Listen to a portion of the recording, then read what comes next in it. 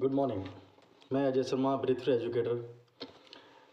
आपको पता है ये क्या चीज़ है? नहीं पता? चलो खुल के बात करते हैं। अभी जो मेरे हाथों में है क्या चीज़ है? जो हमारी सांस की नलियाँ होती है ना, उसकी कुछ स्टेज होती है। नॉर्मल, एलर्जिक, अस्थमैटिक, सीओपीडी, इस तरीके से। ठीक है, तो हम बात करते हैं जो हम एक नॉर्मल पर्सन जो होता है उसकी सांस की नलियों का आकार कैसा होता है। मतलब जब एक नॉर्मल पर्सन है वो सांस खींचता है, बाहर छोड़ता है, तो उसकी सांस की नलियाँ एक खुले पाइप की तरह होती है। जितना उसने सांस लिया उतना उसने बाहर की तरफ खाली कर दिया। जब जब वो ट्रिगर के संपर्क में गया, ट्रिगर मतलब पेशेंट्स को प्रॉब्लम होती है मौसम चेंज होने से, धूल मिट्टी धुएँ के संपर्क में जाने से, किसी किसी को पालतू कुत्ते बिल्ली जो जानवर होते हैं, पक्षी होते हैं, उनके फर से भी होती है। ठीक है, किसी को खाने पीने से होता है, किसी को हार्ड वर्क से, मौसम से, तनाव से, ठीक है, भागने दौड़ने से, इन अलग अलग सिम्टम्स ट्रिगर्स होते हैं सभी के। तो उसमें क्या होता है, नलियाँ अंदर से ये स्पेस कम हो जाता है, इसको सोजन स्वेलिंग बोलते हैं। मतलब कि नॉर्मल सांस की नलियाँ ऐसी, और जब एलर्जी बननी स्टार्ट हुई तो उसके अंदर नलियाँ सूजने लग गई, स्वेलिंग आ गई। अब जब वो ट्रिगर के संपर्क में जाता है पेशेंट, धूल मिट्टी के संपर्क में गया, ठंडे तले खाने के संपर्क में गया, या ऐसा कुछ जिस चीज़ के खाने से उसको प्रॉब्लम बनती है बार बार, तो उसमें क्या होता है, इस सूजन के साथ साथ अंदर बलगम जमने लग जाता है। नलियाँ सूजने के साथ साथ ये गंदगी, बलगम अंदर जम गया और ये सिकुड़न आ गई। ये इतना फ़र्क हो जाता है। देखिए, नॉर्मल सांस की नलियाँ, एलर्जी वाली, और ये सिम्टम्स आने के बाद, तीनों में फ़र्क देखिए कितना ज़्यादा दिखा है ना। तो तभी इस स्टेज में पेशेंट को बहुत ज़्यादा सांस की दिक्कत बनती है, सांस लेने में दिक्कत, सांस छोड़ने में दिक्कत, क्योंकि स्पेस कम हो गया। तभी उसको बार बार नेबुलाइज करना पड़ता है, ऑक्सीजन लेनी पड़ती है, इनहेलर्स लेने पड़ते हैं।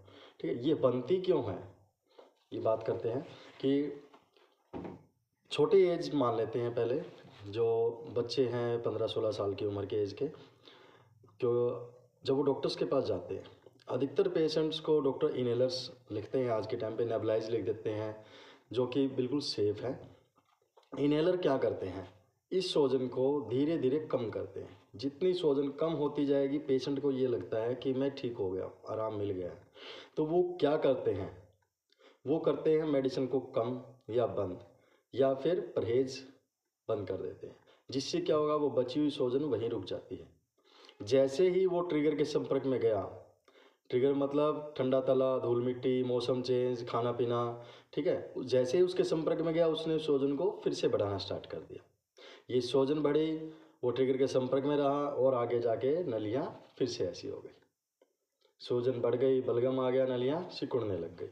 ठीक है, यहाँ पे इनहेलर्स क्या करते हैं, भाप क्या करती है, वो सिकुड़न को खोलेगी, बलगम को साइड में करके नलके को यहाँ से वापसी इधर ले आई।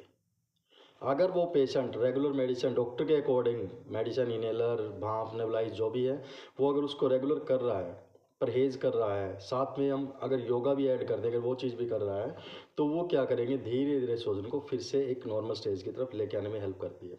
लेकिन फिर से पेशेंट लापरवाही करता है तो वहीं रुक जाती है, फिर अस्थमैटिक की तरफ चला जाता है। तो छोटी एज में आप एलर्जी को अस्थमा की तरफ जाने से रोक सकते हो, उसको बंद कर सकते हो, ताकि आप एक नॉर्मल लाइफ अपने बच्चे को दे सको। बड़ी एज के अंदर क्या होता है, मान लो तो ये कंडीशन बन चुकी है, तो वो जैसे जैसे गलतियाँ करेगा ये अटैक्स बार बार आते रहेंगे। अगर उसने टाइम टू टाइम डॉक्टर के अकॉर्डिंग ओडी या बीडी, मतलब सुबह शाम बोली है तो सुबह शाम मेडिसिन, या एक टाइम बोले तो एक टाइम, अगर वो रेगुलर कर रहा है तो वो यहाँ इन अटैक से आने से बच सकता है। अगर वो गलतियाँ करता रहता है तो इन दोनों में घूमने के कारण, एलर्जी का, अस्थमैटिक के कारण, तो ये स्टेज तो परमानेंट थी, ये थी। एज बढ़ने का फिर से वो फिर यहाँ पे रह जाते हैं। ठीक है, छोटी एज के अंदर, चाइल्ड एज के अंदर आप एलर्जी से यहाँ नॉर्मल की तरफ आने के चांसेस बन सकते हैं पूरे पूरे। एज बढ़ने पर वो आप उसको कंट्रोल कर सकते हो कि मेरी और सांस की नलियाँ ख़राब ना हो।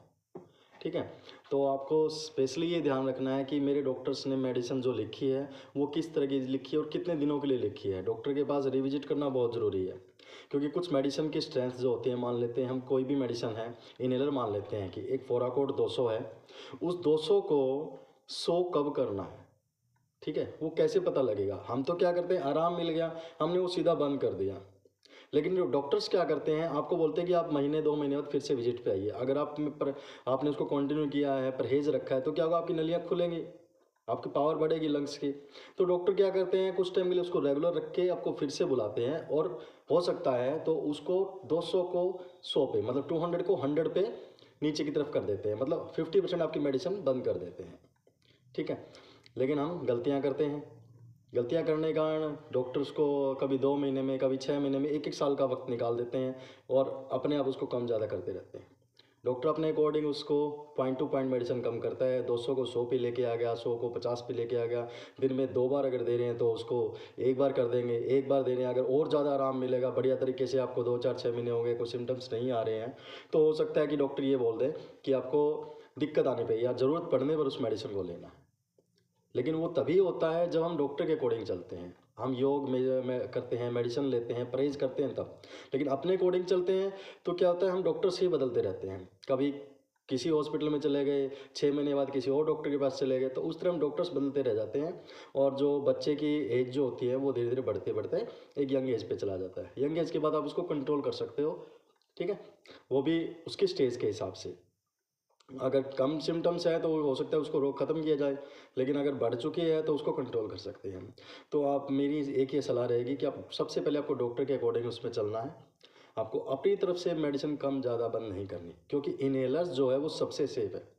इनहेलर्स, आप कभी ध्यान से देखना, कोई भी सिरप होती है या कोई टैबलेट का पत्ता होता है, उसके ऊपर हमेशा क्या लिखा होता है, mg, मिलीग्राम।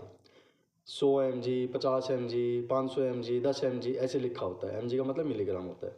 और किसी भी प्रकार का इनहेलर आप उठा लीजिए, अस्थमैटिक या सीओपीडी में यूज़ होने वाला, एलर्जी में यूज़ होने वाला, उसके ऊपर आप देखेंगे mcg लिखा होता है। 125 mcg, 200 mcg, 250 mcg, 500 mcg। mcg का मतलब होता है माइक्रोग्राम, और टैबलेट्स किस में थी, मिलीग्राम में। तो मिलीग्राम का बहुत छोटा हिस्सा माइक्रोग्राम होता है। ये सीधा सांस की नलियों के अंदर जाता है और अपना काम करता है। कम से कम समय के अंदर अपना ट्रीटमेंट स्टार्ट करके पेशेंट को आराम देता है। जबकि टैबलेट्स जो होती है वो पेट में जाके खून में घुल के पूरी बॉडी के अंदर वो अपना असर दिखाती है। आपको आराम देती है, लेकिन टाइम भी लगता है और एक्स्ट्रा मेडिसिन उसके अंदर जाती है। तो डॉक्टर की सलाह के हिसाब से आप, अगर डॉक्टर इनहेलर बोला है तो आस पड़ोस वाले की किसी की बात नहीं सुननी कि इसकी आदत लग जाएगी। आदत नहीं लगती इस चीज़ की। आदत उन चीज़ों की लगती है जो चीज़ें गलत होती है। ये इनहेलर है आपको सेफ रखने के लिए, आपको पावर देने के लिए दिया गया है। ठीक है, तो आप उसको रेगुलर कीजिए, कंटिन्यू कीजिए, ताकि आपको आने वाले टाइम में एक्स्ट्रा मेडिसिन या इनहेलर्स को लेने की ज़रूरत ही ना पड़े। आप टाइम टू टाइम मेडिसिन से उसको बंद कर सकते हो। ठीक है, तो अभी ये है। नेक्स्ट टाइम हम और अच्छी अच्छी बातें करेंगे अस्थमा, एलर्जी, सीओपीडी के ऊपर। ठीक है, थैंक यू।